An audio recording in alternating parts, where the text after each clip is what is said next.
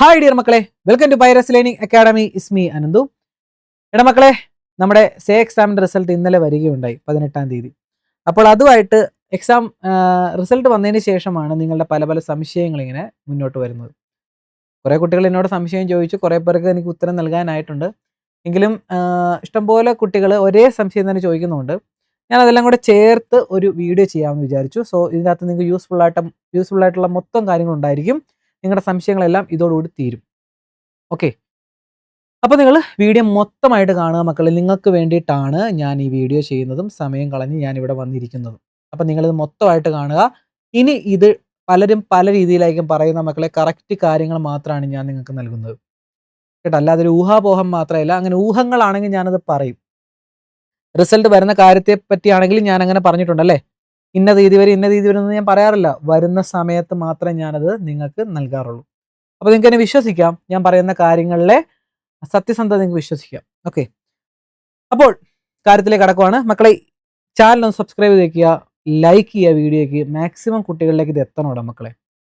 ഇഷ്ടംപോലെ കുട്ടികളാണ്, നിങ്ങൾക്ക് തന്നെ അറിയാം. ഏകദേശം 80,000-ത്തോളം അധികം കുട്ടികളാണ് സേ എക്സാം എഴുതിയത്. അതിനകത്ത് 25% കുട്ടികൾ എന്തോയാണ് ജയിച്ചത്. മാത്സിന് തന്നെ ഏകദേശം 40,000 കുട്ടികളോളം തോറ്റ് കിടപ്പുണ്ട്. അപ്പോൾ ഇവരൊക്കെ എവിടെയാണെന്ന് എനിക്കറിയത്തില്ല. ഇവരൊന്നും പല കാര്യങ്ങൾ അറിയുന്നില്ല, എക്സാം അറ്റൻഡ് ചെയ്യുന്നില്ല. ഇതൊക്കെ വിട്ടിട്ട് വേറെ കോഴ്സിനൊക്കെ പോവാണ്. മക്കൾ, നിങ്ങൾ ഈ വീഡിയോ മൊത്തമായിട്ട് കാണുക. ഇത് എത്ര സമയം ഉണ്ടെന്ന് എനിക്കറിയത്തില്ല. കണ്ടു കഴിഞ്ഞാൽ നിങ്ങൾക്ക് ഇതിനകത്ത് നിന്നും എന്തെങ്കിലുമൊക്കെ കിട്ടും. സ്കിപ്പ് ചെയ്യാതെ കാണുക. ഓരോ ക്വസ്റ്റ്യനും ആൻസർ ഞാൻ വിശദമായിട്ട് പറയും. നിങ്ങൾക്ക് സ്പീഡിലിട്ട് കാണാം, പക്ഷെ സ്കിപ്പ് ചെയ്താൽ ഞാൻ പറയുന്ന വിവരങ്ങൾ നിങ്ങൾക്ക് മിസ്സാകും. പേരൻസ് ആണ് കാണുന്നതെങ്കിൽ മക്കൾക്ക് പറഞ്ഞു കൊടുക്കുക ഞാൻ പറയുന്ന കാര്യങ്ങൾ. ചിലപ്പോൾ മക്കൾക്കെല്ലാം മനസ്സിലാവണമെന്നില്ല. നിങ്ങൾ അവരുടെ കൂടെ ഇരുന്ന് പറഞ്ഞു കൊടുത്ത് മനസ്സിലാക്കുക കേട്ടോ. അപ്പോൾ ഓക്കെ, അപ്പോൾ നിങ്ങളുടെ ഓരോ സംശയങ്ങൾ നമുക്ക് നോക്കാം. ഫിസിക്സ്, കെമിസ്ട്രി, മാത്സ് എന്നീ സബ്ജക്റ്റുകൾക്ക് റിവാലുവേഷൻ ചെയ്യാൻ സാധിക്കുമോ? ഞാൻ ഇന്നലെ തന്നെ വീഡിയോ ചെയ്ത് പറയുകയുണ്ടായി ഇതിൻ്റെ ഉത്തരം. എങ്കിലും ഇതിനൊരു ഉത്തരം എന്ന രീതി ഞാൻ പറയുവാണ്.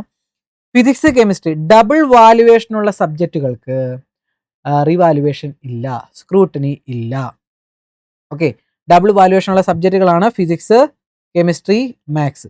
സയൻസ് സബ്ജക്റ്റുകളുടെ കാര്യമാണ് ഞാൻ പറയുന്നത്. കൊമേഴ്സിൻ്റെയും ഹ്യൂമാനിറ്റീസിൻ്റെയും കാര്യം എനിക്ക് അത്രയും അറിയത്തില്ല. കാരണം ഞാനൊരു സയൻസ് അധ്യാപകനാണ്, ഞാനൊരു മാത്സ് അധ്യാപകനാണ്. അപ്പോൾ നിങ്ങൾ ഹ്യൂമാനിറ്റീസും കൊമേഴ്സിൻ്റെയും റിവാലുവേഷൻ സംബന്ധിച്ചുള്ള കാര്യങ്ങൾ നിങ്ങളുടെ ടീച്ചറിൻ്റെ ഒക്കെ ചോദിക്കുന്നതായിരിക്കും ബെറ്റർ. ടീച്ചറിനോട് ചോദിക്കുന്ന കരുതി ഒരു നാണക്കേടും അല്ലെങ്കിൽ പേടിയും വിചാരിക്കേണ്ട കാര്യമില്ല. നിങ്ങൾക്ക് ചുമ്മാ ചോദിച്ച് മനസ്സിലാക്കാവുന്നേ ഉള്ളൂ. ഞാൻ പറയുന്ന സയൻസ് കുട്ടികളുടെ കാര്യമാണ്. ഫിസിക്സ്, കെമിസ്ട്രി, മാത്സ് ഇതാണ് എനിക്ക് കൂടുതലും വരുന്നത്. ഇത് റിവാലുവേഷൻ ചെയ്യാൻ സാധിക്കുമോ എന്ന് ചോദിച്ചു കഴിഞ്ഞാൽ റിവാലുവേഷൻ ചെയ്യാൻ സാധിക്കത്തില്ല, സ്ക്രൂട്ടിനി ചെയ്യാൻ സാധിക്കത്തില്ല.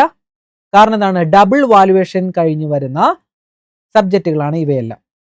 പിന്നെ ഇവയൊക്കെ ചെയ്യാൻ പറ്റുന്ന ഫോട്ടോ കോപ്പി എന്ന് പറയുന്ന സംഭവമാണ്. ഓക്കെ, അപ്പം അടുത്തൊരു ഡൗട്ടാണ്, റിവാലുവേഷൻ, സ്ക്രൂട്ടിനി, ഫോട്ടോ കോപ്പി ഇവയിൽ ഏതാണ് സർ ബെറ്റർ? ഇതിൽ ഏത് ചെയ്യുന്നതാണ് നല്ലത്? അപ്പോൾ ഇത് രണ്ടും കൂടെ കമ്പൈൻ ചെയ്തിട്ട് ഉത്തരം പറയാം. അപ്പോൾ ഫിസിക്സ്, കെമിസ്ട്രി, മാത്സിന് റിവാലുവേഷൻ ഇല്ലെന്നുള്ള ഉത്തരം പിടികിട്ടിയല്ലോ. യെസ്. ഇനി ഇവയിൽ ഏതാണ് ബെറ്റർ? റിവാലുവേഷൻ എന്ന് പറഞ്ഞാൽ എന്താണ്? റിവാലുവേഷൻ എന്ന് പറഞ്ഞാൽ മക്കളെ, വാലുവേഷൻ വീണ്ടും റിപ്പീറ്റ് ചെയ്യുന്നു എന്ന് പറഞ്ഞാൽ, ഇപ്പം 2 പേരും ഒരാൾ നോക്കിയൊരു പേപ്പർ, ഇപ്പം ഇംഗ്ലീഷ് ഒരു ടീച്ചറാണ് നോക്കിയത്, അത് നമുക്ക് റിവാലുവേഷൻ ചെയ്യാൻ സാധിക്കും. അപ്പോൾ എന്ത് ചെയ്യുന്നു വെച്ച് കഴിഞ്ഞാൽ, നേരത്തെ കിട്ടിയ മാർക്ക് ആ ടീച്ചർ കാണത്തില്ല. പുതിയ ടീച്ചർ വീണ്ടും പേപ്പർ എടുത്ത് ഫസ്റ്റ് ക്വസ്റ്റ്യൻ തൊട്ട് വാല്യൂ ചെയ്ത് മാർക്ക് ഇട്ടിട്ട് വന്ന് പുതിയൊരു രീതിയിൽ, പുതിയ പേപ്പർ നോക്കുന്ന രീതിയിൽ മൊത്തം ഇടും. എന്നിട്ടാണ് അതിൻ്റെ മാർക്ക് ഇടുന്നത്. അപ്പോൾ നേരത്തെ ടീച്ചർ ഇട്ട മാർക്കിനേക്കാളും വ്യത്യാസം ഉണ്ടെങ്കിൽ അത് രണ്ടും കൂടെ ആവറേജ് എടുക്കും, അതിനകത്ത് നല്ല മാർക്ക് എടുക്കും. അങ്ങനത്തെ പരിപാടിയിലേക്ക് കടക്കും. അതാണ് റിവാലുവേഷൻ, വീണ്ടും വാല്യൂ ചെയ്യും. ഇനി സ്ക്രൂട്ടിനി എന്ന് പറഞ്ഞാൽ എന്താണ്? വേറൊരു ടീച്ചർ വന്ന് പേപ്പർ നോക്കത്തില്ല, ടീച്ചർ ഫുള്ള് പേപ്പർ വാല്യൂ ചെയ്യത്തില്ല. അതിന് പകരം നേരത്തെ ഒരു ടീച്ചർ മാർക്കിട്ട് പോയായിരുന്നല്ലോ, ആ മാർക്ക് ഒന്ന് ആഡ് ചെയ്ത് നോക്കും. ആഡ് ചെയ്ത മാർക്കിൽ എന്തെങ്കിലും മിസ്റ്റേക്ക് ഉണ്ടോ? ഇത് മനുഷ്യർ തന്നെയാണല്ലോ ചെയ്യുന്നത്, മിസ്റ്റേക്ക് വരാം. അപ്പോൾ ആഡ് ചെയ്യുമ്പോൾ മിസ്റ്റേക്ക് വന്നിട്ടുണ്ടോ എന്ന് നോക്കുന്നതാണ് സ്ക്രൂട്ടിനി. അതിനാണ് 100 രൂപ ഈടാക്കുന്നത്. കാരണം അത് ആഡ് ചെയ്ത് നോക്കിയാൽ മതി. വളരെ സമയം കുറവ് മതിയായിട്ടുള്ളൊരു കാര്യമാണ് സ്ക്രൂട്ടിനി. അത് മനസ്സിലായല്ലോ. അപ്പോൾ നിങ്ങൾ പിന്നെ ഫോട്ടോ കോപ്പി എന്ന് പറഞ്ഞാൽ എന്താണ്? ഈ മാത്സ്, ഫിസിക്സ്, കെമിസ്ട്രി റിവാലുവേഷൻ ഇല്ലാത്ത ഈ സബ്ജക്റ്റുകൾക്ക് ഫോട്ടോ കോപ്പിക്ക് അപ്ലൈ ചെയ്യാമെന്ന് നിങ്ങൾ കേട്ടു. അപ്പോൾ എന്താണ് ഈ ഫോട്ടോ കോപ്പി? നിങ്ങൾ എഴുതിയ പേപ്പർ വാല്യൂ ചെയ്ത ഒരു ടീച്ചർ വാല്യൂ ചെയ്തല്ലോടാ, സോ ആ വാല്യൂ ചെയ്ത മാർക്ക് ഉൾപ്പെടെയുള്ള കാര്യങ്ങൾ നിങ്ങൾക്ക് ഫോട്ടോ സ്റ്റാറ്റ് എടുത്ത് നിങ്ങൾക്ക് അയച്ചു തരും.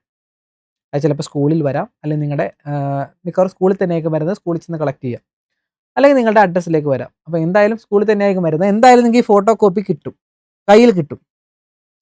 കയ്യിൽ കിട്ടുമ്പോൾ കാരണം പേരൻസ് എന്നെ വിളിച്ചിട്ട് ചോദിക്കുകയാണ്, സാറേ എൻ്റെ മോൻ ഏകദേശം ഒരു 28 മാർക്കിന് എഴുതിയിട്ടുണ്ടെന്നാണ് പറയുന്നത്. അവനൊരു 24 മാർക്ക് ജയിക്കാൻ വേണമായിരുന്നു. അപ്പോൾ അവനൊരു 30 മാർക്കിന് എഴുതിയിട്ടുണ്ടെങ്കിൽ സാറേ അത് ടീച്ചർ മാർക്ക് ഇട്ടതിൻ്റെ പ്രശ്നമല്ലേ? അപ്പോൾ നമ്മൾ ഈ ഫോട്ടോ കോപ്പി എടുത്ത് നോക്കണോ സാർ? അപ്പോൾ എന്ത് ചെയ്യും സാർ? അവൻ എത്ര എഴുതിയിട്ടുണ്ടെന്നാണല്ലോ പറയുന്നത്. അങ്ങനെ ഡൗട്ട് ഉണ്ടെങ്കിൽ നിങ്ങൾക്ക് ഫോട്ടോ കോപ്പിക്ക് അപ്ലൈ ചെയ്യാം. മകൻ അല്ലെങ്കിൽ മകൾ പറഞ്ഞിരിക്കുന്നത് അവർ അത്രയും ഉറപ്പിച്ച് പറയുവാണല്ലോ അത് എഴുതിയിട്ടുണ്ടെന്ന്. അപ്പോൾ ആ മാർക്ക് എവിടെ പോയെന്ന് അറിയാൻ വേണ്ടി നിങ്ങൾക്ക് ഫോട്ടോ കോപ്പിക്ക് അപ്ലൈ ചെയ്യാം. അപ്പോൾ പേരൻസ് എന്നോട് ചോദിക്കുന്ന കാര്യത്തിനാണ് ഈ ഉത്തരം പറഞ്ഞത്. ഫോട്ടോ കോപ്പിക്ക് അപ്ലൈ ചെയ്തതിന് ശേഷം ഇതെന്തുകൊണ്ടാണ് ഇതിന് റിവാലുവേഷൻ ഇല്ലാത്തതിൻ്റെ കാര്യം ഞാൻ പറഞ്ഞല്ലോ. 2 പേരാണ് പേപ്പർ നോക്കുന്നത്. അപ്പോൾ ഈ ഫോട്ടോ കോപ്പി അപ്ലൈ ചെയ്ത് കഴിഞ്ഞിട്ട് മാർക്ക് കൂടുമോ എന്ന് ചോദിച്ചാൽ അതിനുള്ള ഉത്തരം ഞാൻ പറഞ്ഞുതരാം. ഫിസിക്സ്, കെമിസ്ട്രി, മാത്സ് ഒരു ടീച്ചർ നോക്കി. ഈ നോക്കിയ ടീച്ചറിൻ്റെ മാർക്ക് മറ്റൊരു ടീച്ചർ അറിയത്തില്ല. ആ ടീച്ചറും പേപ്പർ നോക്കി. അപ്പോൾ വലിയ ഡിഫറൻസ് വരുവാണെങ്കിൽ മൂന്നാമതൊരാളും പേപ്പർ നോക്കും. അങ്ങനെ ഡിഫറൻസ് അധികം വരാറില്ല, കാരണം വളരെ ശ്രദ്ധയോടുകൂടിയാണ് അവർ പേപ്പർ നോക്കുന്നത്. പണ്ടൊക്കെ ഇങ്ങനെ മിസ്റ്റേക്ക് വരുന്നതുകൊണ്ടാണ് ഇത് ഡബിൾ വാല്യുവേഷൻ ആക്കുന്നത്. കാരണം ഈ സബ്ജക്റ്റുകൾ കുറേ മാത്സ് റിലേറ്റഡ്, കാരണം വഴികൾ ഇഷ്ടം പോലെ ഉണ്ട്, സ്റ്റെപ്പുകൾ, അതിനൊക്കെ മാർക്ക് കൊടുത്ത് പോകേണ്ട സബ്ജക്റ്റുകളാണ് അല്ലേ. മാത്സിനൊക്കെ തന്നെയാണ് ഒരു 5-6 സ്റ്റെപ്പൊക്കെ കാണും, അതിന് അര വെച്ചൊക്കെ മാർക്ക് ഇടും. അപ്പോൾ അതിൽ മിസ്റ്റേക്ക് വരായങ്ങനെയാണ് 2 പേര് നോക്കുന്നത്. അപ്പോൾ 2 പേര് ഏറ്റവും പെർഫെക്റ്റ് ആയിട്ട് നോക്കും. ഒരാൾ നോക്കിയ മാർക്ക് 30ഉം ഒരാൾ നോക്കിയ മാർക്ക് 52 ആണെങ്കിൽ നല്ലൊരു ഡിഫറൻസ് അവിടെ വന്നു. അപ്പോൾ അങ്ങനെ ആകുമ്പോൾ വേറൊരാളും കൂടെ നോക്കും. അപ്പോൾ ഇത്രയും കടമ്പകൾ കടന്നു വരുന്നൊരു പേപ്പറാണ് ഫിസിക്സ്, കെമിസ്ട്രി, മാത്സിൻ്റെ പേപ്പറുകൾ. അതിൽ മിസ്റ്റേക്ക് വരിക എന്ന് പറഞ്ഞാൽ വളരെ വളരെ ചുരുക്കമാണ്. അപ്പോൾ അങ്ങനെയുള്ള പേപ്പർ നിങ്ങൾ ഫോട്ടോ സ്റ്റാറ്റ് എടുത്തിട്ട് ഫോട്ടോ കോപ്പി എടുത്ത് കയ്യിൽ വെച്ച് കഴിഞ്ഞാൽ അതിനകത്ത് മിസ്റ്റേക്ക് ഒന്നും കാണാൻ സാധിക്കത്തില്ല. ഏകദേശം 1 മാർക്കോ 2 മാർക്കോ ഒക്കെ കൂടുമോ എന്ന് ചോദിച്ചു കഴിഞ്ഞാൽ അവിടെ അത്രയും പെർഫെക്റ്റ് ആയിട്ട് നോക്കിയിട്ടാണ് അവർ മാർക്ക് ഇട്ടിരിക്കുന്നത്. അപ്പോൾ എന്തെങ്കിലും ചേഞ്ച് വരാം, കാരണം 2 പേർക്കും ഒരേപോലെ മിസ്റ്റേക്ക് വരത്തില്ലല്ലോ. അങ്ങനെ മിസ്റ്റേക്ക് വന്നിട്ടുണ്ടെങ്കിൽ വേറൊരാളും കൂടെ നോക്കും. ഇതെല്ലാം കടമ്പകൾ കഴിഞ്ഞിട്ട് വരുന്ന പേപ്പറിനകത്ത് മിസ്റ്റേക്ക് വരാൻ സാധ്യതയില്ല. പിന്നെ ഫോട്ടോ കോപ്പി എന്തിനാന്ന് വെച്ച് കഴിഞ്ഞാൽ നിങ്ങൾ വേണമെങ്കിൽ നിങ്ങൾക്കത് വാങ്ങാം. 300 രൂപയാണ് ഫോട്ടോ കോപ്പിയുടെ റേറ്റ്. അത് വാങ്ങി കൈ വെച്ചിട്ട് എവിടെയൊക്കെയാണ് നിങ്ങളിപ്പോൾ പറയുന്നുണ്ടല്ലോ, നിങ്ങൾ എഴുതിയിട്ട് മാർക്ക് കിട്ടിയിട്ടില്ല, ടീച്ചർ മാർക്ക് ഇടാത്തതാണോ, അത് ഇടാത്തത് എവിടെയാണ് നിങ്ങളുടെ സ്റ്റെപ്പ്. നിങ്ങൾക്ക് ആൻസർ കീ ഓൾറെഡി, ഇപ്പോൾ മാത്സിൻ്റെ ആൻസർ കീ ആണ് ഞാൻ ഓൾറെഡി ചെയ്തിട്ടുണ്ട്. എക്സാം കൊമേഴ്സിൻ്റെയും സയൻസിൻ്റെയും ആൻസർ കീ ഞാൻ ചെയ്തിട്ടുണ്ട്. അല്ലെങ്കിൽ നിങ്ങൾക്ക് ആൻസർ കീ ഡൗൺലോഡ് ചെയ്യാൻ സാധിക്കും. അപ്പോൾ നിങ്ങൾ ചെയ്യേണ്ട ഈ ഫോട്ടോ കോപ്പി കൈ കിട്ടിയ ശേഷം ആൻസർ കീ വെച്ചിട്ട് ടീച്ചർ ഇതിന് മാർക്ക് ഇട്ടിട്ടുണ്ടോ, കറക്റ്റ് ഈ ആൻസർ കീ വെച്ച് തന്നെയാണ് ആ ടീച്ചറും പേപ്പർ നോക്കിയിട്ടുള്ളത്. കറക്റ്റ് ഒഫീഷ്യൽ ആൻസർ കീ നിങ്ങൾക്ക് ലഭിക്കും. ഓക്കെ, അപ്പോൾ അത് വെച്ചാണ് ടീച്ചർ നോക്കിയിട്ടുള്ളത്. അപ്പം ഞാൻ ആൻസർ കീ ഡിസ്കസ് ചെയ്ത് ഓൾറെഡി ഇട്ടിട്ടുണ്ട്. കറക്റ്റ് ഒഫീഷ്യൽ ആൻസർ കീ എത്ര മാർക്കാണ്, അര മാർക്ക് ഉൾപ്പെടെ ഇടുന്നത് എങ്ങനെയാണെന്ന് ഞാൻ വീഡിയോ ചെയ്തിട്ടുണ്ട്. അല്ലെങ്കിൽ നിങ്ങൾക്ക് ഡൗൺലോഡ് ചെയ്ത് നോക്കാം. അപ്പോൾ അങ്ങനെ മാർക്ക് ഇട്ടിട്ടില്ലെങ്കിൽ, മാർക്ക് ഇടാനായിട്ട് സാധ്യതയേ ഉള്ളൂ. ഇനി അങ്ങനെ അല്ലെങ്കിൽ നിങ്ങൾക്ക് കേസിനൊക്കെ പോയി ക്ലെയിമൊക്കെ ചെയ്ത് അതിന് പുറകെ കുറച്ച് നടക്കണം. അതിന് കുറച്ച് സമയം എടുക്കും. അങ്ങനെ സാധ്യത ഞാൻ പറഞ്ഞു വളരെ ചുരുക്കമാണ്. ചുരുക്കം പേര് മാത്രമേ അങ്ങനെ പോകാറുള്ളൂ. ഇനി ഫോട്ടോ കോപ്പി വാങ്ങിച്ച് നമുക്ക് എവിടെയാണ് തെറ്റ് പറ്റിയെന്ന് സ്വയം നമുക്ക് വിലയിരുത്തിയിട്ട് ആ തെറ്റ് ആവർത്തിക്കാതിരിക്കാനായിട്ട് ശ്രമിക്കാം അടുത്ത വർഷത്തേക്ക്. അപ്പോൾ അതിനൊരു ഉപകാരമാകും ഈ ഫോട്ടോ കോപ്പി. അത് മനസ്സിലാക്കുക. ഇപ്പോൾ ക്ലിയർ ആയിട്ടുണ്ടെന്ന് മനസ്സിലാവുന്നു. ഇനി ആ ഡൗട്ട് എന്നോട് ചോദിച്ചുകൊണ്ട് വരരുത്. കാരണം അത് ഞാനിപ്പോൾ പറഞ്ഞു കഴിഞ്ഞ് ക്ലിയർ ആയല്ലോ, എല്ലാവർക്കും ക്ലിയർ ആയല്ലോ. അതിപ്പോൾ ചെയ്യണോ വേണ്ടെന്നുള്ളത് നിങ്ങൾ ഇപ്പം തന്നെ തീരുമാനം എടുക്കുക. കാരണം ചൊവ്വാഴ്ചയാണ് ലാസ്റ്റ് ഡേറ്റ്, 22-ാം തീയതിയാണ് ലാസ്റ്റ് ഡേറ്റ്. അതിനുള്ളിൽ നിങ്ങൾ എന്ത് ചെയ്യണം എന്നുള്ളത് നിങ്ങൾ തീരുമാനിക്കുക. പിന്നെ അടുത്ത കുട്ടികളുടെ ഡൗട്ടാണ്, നേരത്തെ ഗ്രേസ് മാർക്ക് ലഭിച്ച സബ്ജക്റ്റിന് അല്ലെങ്കിൽ ഇംപ്രൂവ്മെൻ്റ് എഴുതുമ്പോൾ ആ മാർക്ക് നഷ്ടപ്പെടുമോ? കാരണം ഓൾറെഡി ഗ്രേസ് മാർക്ക് അവാർഡ് ചെയ്തൊരു സബ്ജക്റ്റ്, ഇപ്പോൾ മാത്സിന് ഇപ്പോൾ ഒരു 6 മാർക്ക് ഗ്രേസ് മാർക്ക് കൂടെ കൂട്ടിയാണ് ഓൾറെഡി നേരത്തെ കിട്ടിയത്. ആ കുട്ടി ഇംപ്രൂവ് ചെയ്തപ്പോഴത്തേക്കും ആ 6 മാർക്ക് അവിടെ കാണുന്നില്ല, അല്ലെങ്കിൽ എഴുതിയപ്പോൾ ആ 6 മാർക്ക് അവിടെ കാണുന്നില്ല. അപ്പോൾ ഇംപ്രൂവ് ചെയ്ത സബ്ജക്റ്റുകൾ അല്ലെങ്കിൽ എഴുതിയ സബ്ജക്റ്റുകൾക്ക് ഗ്രേസ് മാർക്ക് അവാർഡ് ചെയ്യില്ല, ഗ്രേസ് മാർക്ക് നഷ്ടപ്പെടും. ഗ്രേസ് മാർക്ക് എന്ന് പറയുന്നത് എന്താണ് മക്കളെ? ഗ്രേസ് മാർക്ക് എന്ന് പറയുന്നത് നിങ്ങളുടെ അക്കാഡമിക് ഇയറിൽ നിങ്ങൾ NSSന് അല്ലെങ്കിൽ NCCക്കൊക്കെ നിങ്ങളുടെ പഠന സമയം കഴിഞ്ഞിട്ടുള്ള സമയമാണ്. പഠന സമയം നഷ്ടപ്പെടുത്തിയിട്ട് നിങ്ങൾ ചെയ്യുന്ന ആക്ടിവിറ്റികളാണ് ഇതെല്ലാം. പറയുന്ന മനസ്സിലാണ്ടല്ലോ. പഠന സമയം കളഞ്ഞിട്ട് ചെയ്യുന്ന ആക്ടിവിറ്റികളാണ് NSS, NCC തുടങ്ങിയ പരിപാടികൾ. അപ്പോൾ അതിൻ്റെ അകത്ത് ആ ചെയ്യുന്ന ഇതിനു വേണ്ടി ആ സമയം നഷ്ടം നിങ്ങൾ അത് ത്യാഗം ചെയ്തിട്ടാണ് ഇതിന്റെ പുറകെ പ്രവർത്തിക്കുന്നത്.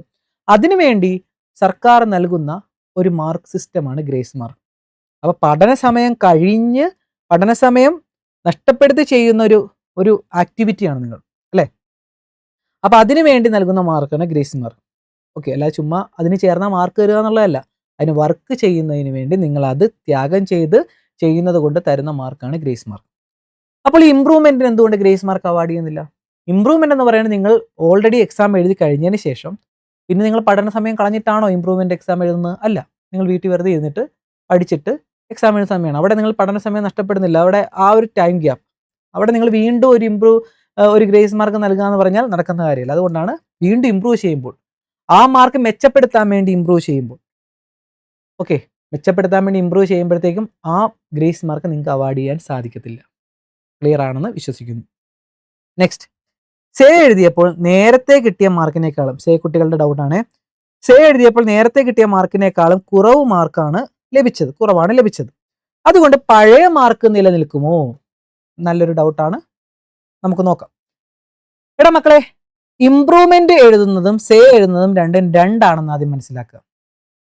ഒരേ ക്വസ്റ്റ്യൻ പേപ്പറാണ് എഴുതുന്നത്. പക്ഷേ ഇംപ്രൂവ്മെന്റ് കുട്ടികളുടെ പ്രത്യേകത എന്ന് വെച്ചാൽ അവർ തോറ്റിട്ടില്ല, അവർക്ക് അവരുടെ മാർക്ക് ഇംപ്രൂവ് ചെയ്യാം. ഇപ്പോൾ 80 വേണ്ട 60 മാത്സിന്റെ കാര്യം തന്നെ എടുക്കാം.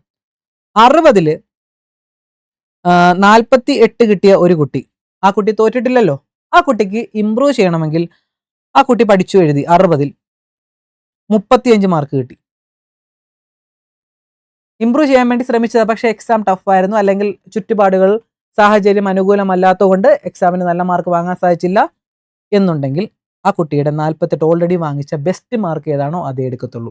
ഇംപ്രൂവ്മെന്റ് കുട്ടികളുടെ കാര്യമാണ് ഞാൻ പറയുന്നത്. ഇംപ്രൂവ്മെന്റ് ഓൾറെഡി ജയിച്ച കുട്ടികൾ ചെയ്യുന്ന എക്സാം, അത് നിങ്ങളുടെ സേ എക്സാമിന്റെ അതേ ക്വസ്റ്റ്യൻ പേപ്പർ തന്നെയാണ്. ഈ ഡൗട്ട് വരുന്ന ഒരേ ക്വസ്റ്റ്യൻ പേപ്പർ ആവുന്നതുകൊണ്ടാണ് ഈ ഡൗട്ട് വരുന്നത്.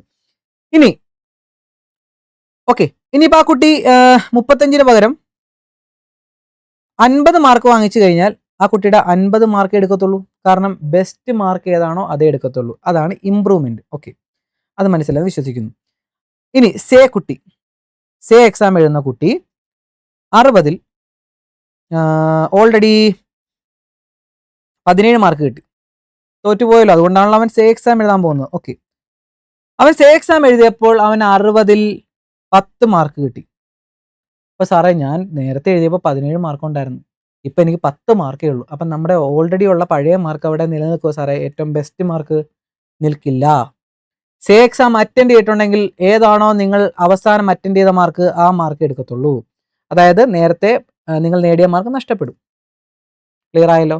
60 10, 60 1 ലഭിച്ചാലും ആ മാർക്കൊക്കെ എടുക്കത്തുള്ളൂ. നേരത്തെ 17 മാർക്ക് കിട്ടിയാലും അത് നഷ്ടപ്പെട്ട് പുതുതായിട്ട് എഴുതിയ മാർക്ക് ഏതാണോ അതേ എടുക്കത്തുള്ളൂ. ഓക്കെ, ഇനി ഇതിനെന്തെങ്കിലും മാറ്റം വരണമെങ്കിൽ അടുത്ത സർക്കുലർ പുതിയത് വരണം.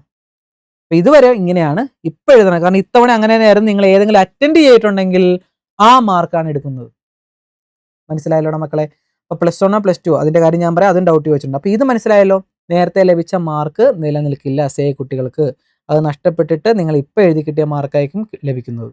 ഓക്കെ, അടുത്തത് റിവാലുവേഷനിൽ മാർക്ക് കൂടിയായിരുന്നു. ഏത്? +1 റിവാലുവേഷനിൽ മാർക്ക് കൂടിയായിരുന്നു, അല്ലെങ്കിൽ +2 റിവാലുവേഷനിൽ മാർക്ക് കൂടിയായിരുന്നു. +1ന്റെ കാര്യം പറയാം. +1 റിവാലുവേഷൻ, ഇപ്പോൾ ആ കുട്ടിക്ക് 60 ഒരു കുട്ടി എന്നോട് ചോദിച്ചതാണ്, 60 14 മാർക്ക് കിട്ടി. ഓക്കെ, പക്ഷെ സേ റിസൾട്ട് വന്നപ്പോൾ പഴയ മാർക്ക് തന്നെയാണ് കിടക്കുന്നത്. അതെന്താണ്? ഇനി എന്താണ് ചെയ്യേണ്ടത്? ഓക്കെ, അപ്പോൾ ആ കുട്ടി 60 14 കേട്ടോ അവിടെ +1ൽ. റിവാലുവേഷൻ ചെയ്തപ്പോഴത്തേക്കും 60 16 മാർക്ക് കിട്ടി. ആ കുട്ടി വീഡിയോ കാണുന്നുണ്ടായിരിക്കും, ഞാൻ ആ കുട്ടിയെ വെച്ച് ഞാൻ എക്സാമ്പിൾ പറയുവാണ്. ഓക്കെ, 60 16 മാർക്ക് കിട്ടിയേ. ഇനി സേ എക്സാം എഴുതും. ഇത് +1ന്റെ കാര്യമാണ്, +1ന്റെ കാര്യമാണ് ഞാൻ പറയുന്നത്. ഇനി ആ കുട്ടി +2ൽ സേ എക്സാം എഴുതി. 60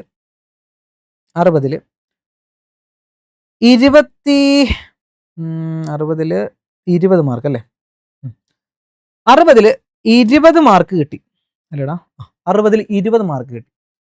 പക്ഷേ സേ എക്സാമിൻ്റെ റിസൾട്ട് വന്നപ്പോഴത്തേക്കും കിടക്കുന്നത് ഈ പഴയ 14 മാർക്കാണ്. ഇങ്ങനെ കുറേ കുട്ടികൾക്ക് വന്നിട്ടുണ്ടല്ലേ? നമ്മൾ ഇംപ്രൂവ് ചെയ്ത ഈ 16 മാർക്ക്, ഈ കുട്ടി ഇപ്പം എന്ത് സംഭവിച്ചു? ഈ കുട്ടി ആകെപ്പാട് സങ്കടപ്പെട്ടു. കാരണം എന്താണ്? തമ്മിൽ ആഡ് ചെയ്യുമ്പോൾ 14ഉം 20ഉം കൂടെ ആഡ് ചെയ്യുമ്പോൾ എത്രയാടാ? 34 മാർക്കേ ആകുന്നുള്ളൂ 120-ൽ. ടോട്ടൽ എത്ര വേണം? 36 മാർക്ക് വേണം. ഡബിൾ പാസ് വേണം ജയിക്കാൻ, അല്ലേടാ? +1ഉം +2ഉം കൂടെ ചേർത്ത് 36 മാർക്ക് വേണം ജയിക്കാൻ. വിഷമിച്ചു. കാരണം എന്താണ്? റിവാലുവേഷൻ ചെയ്തപ്പോൾ സാറേ, റിവാലുവേഷൻ ചെയ്തപ്പോൾ 60-ൽ 16 എനിക്ക് കിട്ടിയായിരുന്നു. പക്ഷെ ഇപ്പോൾ വന്നപ്പോഴത്തേക്കും 60-ൽ 14 പഴയ മാർക്കാണ് കിടക്കുന്നത്. അപ്പോൾ ഞാൻ തോറ്റു. അപ്പോൾ റിവാലുവേഷൻ ചെയ്ത് ഞാൻ എന്തിനാണ് ചെയ്തത്? റിവാലുവേഷൻ ചെയ്യാൻ വേണ്ടി നിങ്ങൾ പൈസ മുടക്കി ചെയ്ത കാര്യമല്ലേ, അല്ലേടാ? അപ്പൊ പിന്നെ ഈ 14 മാർക്ക് എന്നുള്ള 16 ആകേണ്ടതല്ലേ പുതിയ റിസൾട്ട് വന്നപ്പോൾ, അല്ലേ? അപ്പോൾ അതിന് ചെയ്യണം, നിങ്ങൾ വിഷമിക്കണ്ട. ഈ 60-ൽ 16 കിട്ടിയ ഈ മാർക്ക് എവിടെയും നഷ്ടപ്പെടത്തില്ല. ആ നിങ്ങളുടെ പുതിയ റിസൾട്ടിനകത്ത് വന്നില്ലെന്നേ ഉള്ളൂ. നിങ്ങൾക്ക് മാർക്ക് കൂടിയിട്ടുണ്ടെന്ന് ഉറപ്പാണോ? എങ്കിൽ അവിടെ നിൽക്കും. നിങ്ങൾ ചെയ്യേണ്ടത് ആ 60-ൽ 16 കിട്ടിയതിൻ്റെ ഒരു ഇത് കാണുമല്ലോ, PDF, ഒരു മാർക്ക് ലിസ്റ്റ്, അതിൻ്റെ ഇത് കാണുമല്ലോ, അത് കോപ്പി എടുക്കുക. പിന്നെ ഇപ്പം കിട്ടിയ സേയുടെ മാർക്കും കോപ്പി എടുക്കുക. ഡയറക്റ്റ് സ്കൂളിലേക്ക് പോവുക. ശരിക്കും ഇത് പ്രിൻസിപ്പളിന് അയക്കണമെന്നാണ് പറഞ്ഞിരുന്നത്. അപ്പോൾ പ്രിൻസിപ്പളിന് അയച്ചിട്ട് എന്താണ്, പ്രിൻസിപ്പൾ അത് ഡയറക്ടറേറ്റിലേക്ക് അയക്കും എന്നാണ് അതിൻ്റെ കാര്യങ്ങൾ പറയുന്നത്. ഓക്കെ, അപ്പോൾ നിങ്ങൾ ഡയറക്റ്റ് സ്കൂളിൽ ചെന്ന് അന്വേഷിച്ചാൽ മതി. നിങ്ങൾ ടെൻഷനൊന്നും വേണ്ട. നിങ്ങൾക്ക് നേരിട്ട് അയക്കാൻ പറ്റുമോ, അത് ഞങ്ങൾ സ്കൂൾ വഴിയാണ് അയക്കേണ്ടതെന്ന് നിങ്ങൾ സ്കൂളിൽ ചെന്ന് ചോദിക്കുക. ഇഷ്ടം പോലെ കഴിഞ്ഞ ദിവസം ഒരു ന്യൂസ്, അതിനെ സംബന്ധിച്ച് ന്യൂസ് ഇന്നലെ തന്നെ പത്രത്തിൽ വന്നിട്ടുണ്ടായിരുന്നു. പല കുട്ടികളും, നിങ്ങൾ ആ ന്യൂസ് കണ്ടോയെന്നറിയാൻ മേല, ഞാൻ ആ ന്യൂസ് വേണമെങ്കിൽ ഷെയർ ചെയ്യാം നിങ്ങൾക്ക് വേണ്ടി. ഓക്കെ, ആ ന്യൂസ് ഞാനൊന്ന് ഷെയർ ചെയ്യടാം, അപ്പോൾ നിങ്ങൾക്ക് പിടികിട്ടും. Just 1 minute. പല കുട്ടികളുടെ ഡൗട്ടാണത്. സാർ അത് എന്ത് ചെയ്യും എന്നുള്ളൊരു ഡൗട്ട് പല കുട്ടികളും ചോദിക്കുന്നുണ്ടായിരുന്നു. അപ്പോൾ ഇതോടുകൂടി ആ ഡൗട്ടുകൾ നിങ്ങൾക്ക് ക്ലിയർ ആവും. ഓക്കെ,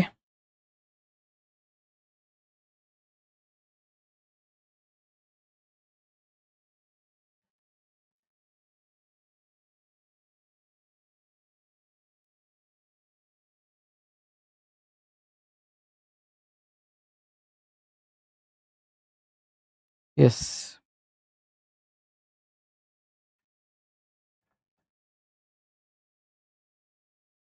എടാ മക്കളെ, ഇതായിരുന്നു ആ ന്യൂസ്.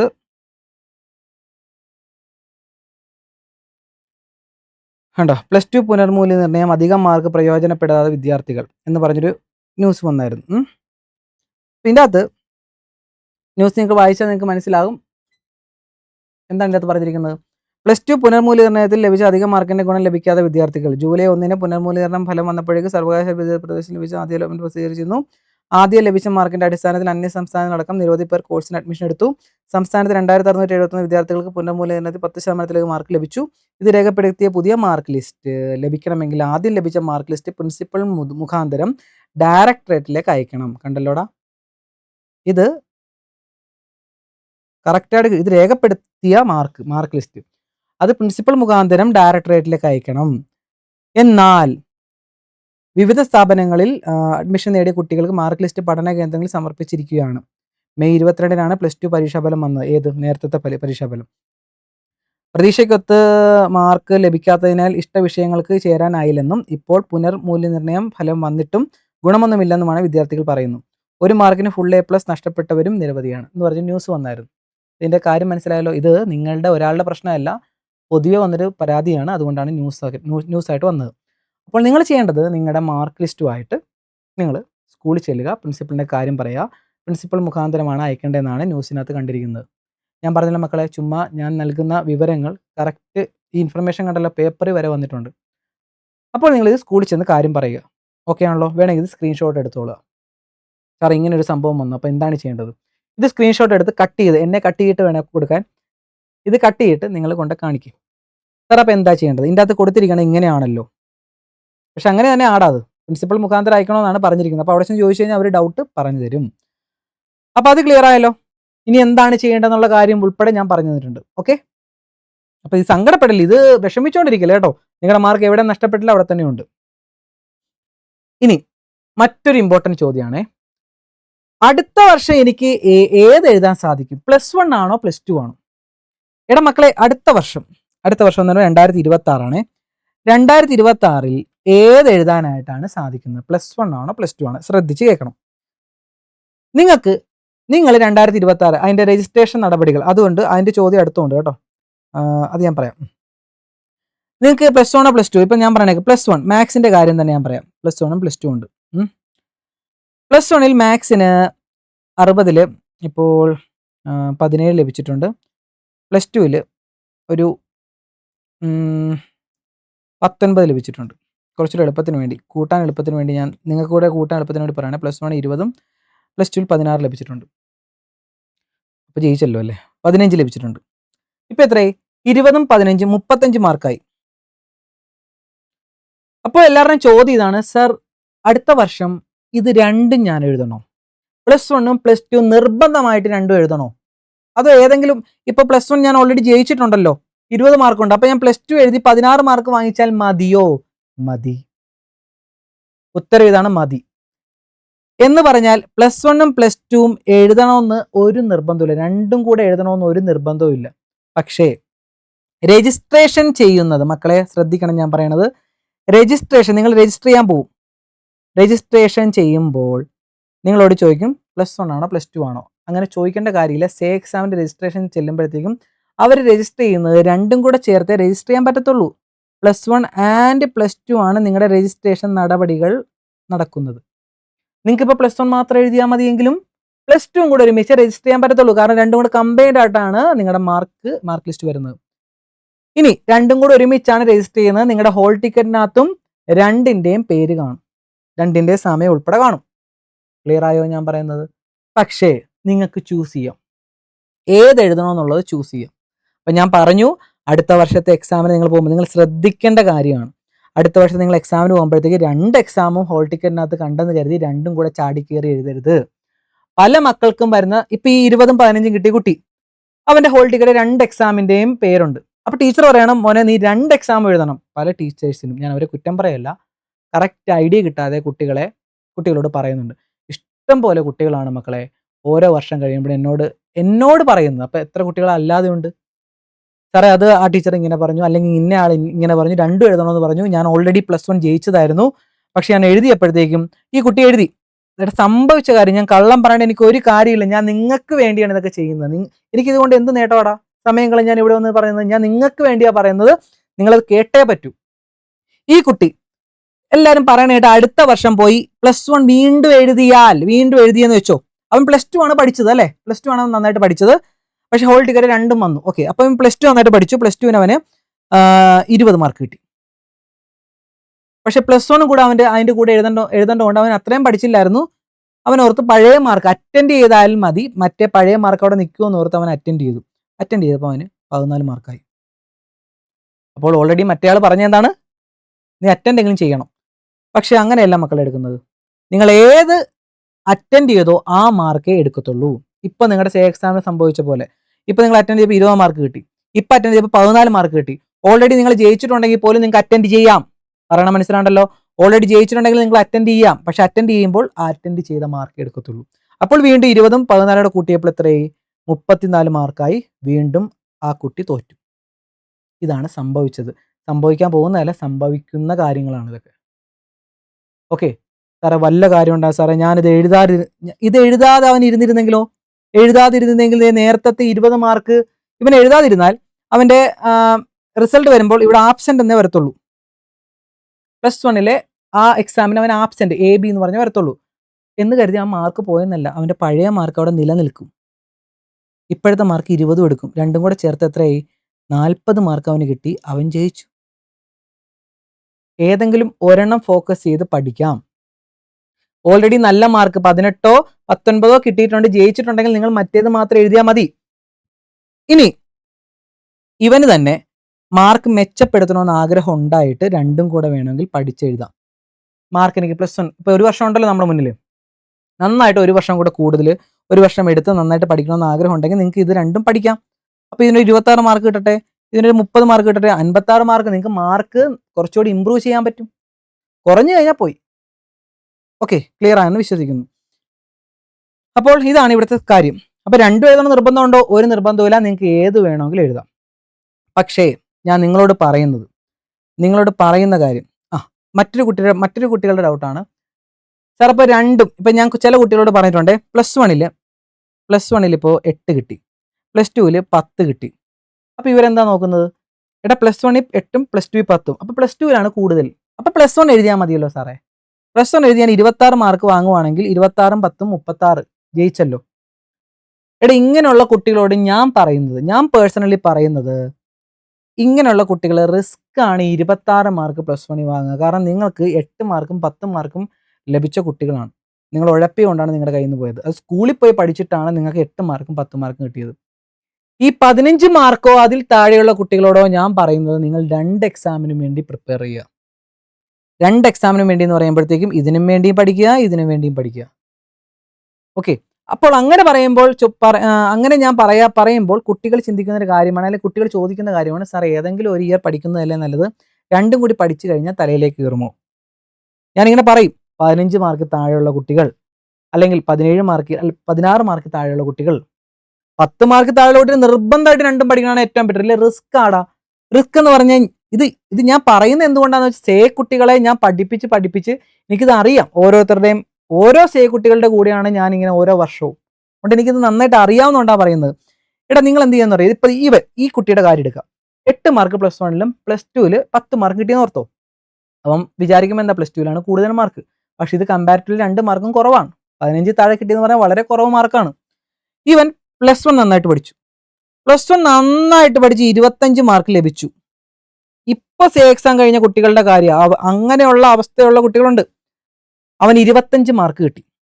അവൻ 25 മാർക്ക് കിട്ടുമ്പോൾ ടോട്ടൽ എത്രയാടാ? 25ഉം 10ഉം 35 മാർക്കേ ആയിട്ടുള്ളൂ. അവൻ തോറ്റല്ലോ. ഞാൻ കഴിഞ്ഞ വർഷവും പറഞ്ഞിട്ടുണ്ട്, ഇങ്ങനെയുള്ള കുട്ടികൾ 2 എഴുതുന്നതാണ് ബെറ്റർ.